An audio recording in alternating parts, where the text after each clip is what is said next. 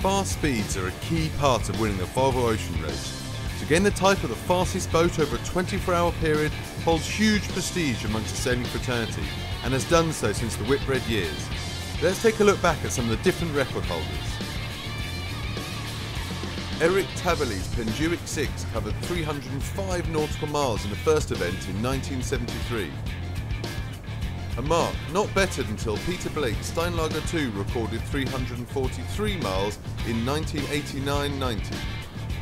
In the same race, Maxi Fortuna Light clocked 405 miles to raise the bar dramatically.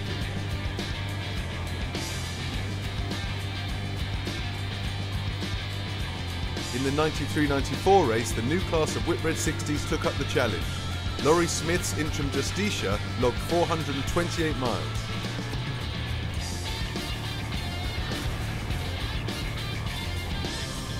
Smith raced the stakes again in 97-98, 449 miles on Silk Cut.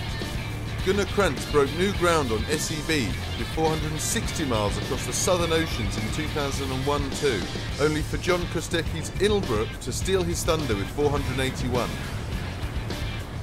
With new boats, the 0506 saw a host of new records, ending with ABN Ambro 2 recording 550 miles. In the last race, 0809, Ericsson 4 pushed it even further with 596 miles.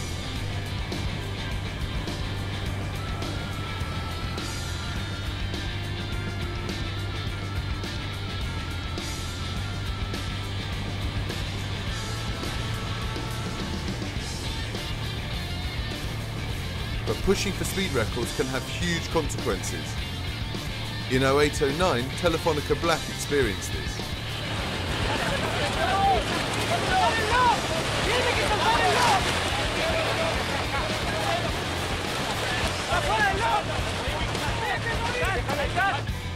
In the 2011-12 edition of the race, the teams will be competing for the IWC Schaffhausen Speed Record Challenge Trophy and will be aiming to break the 600 nautical mile in 24 hours barrier.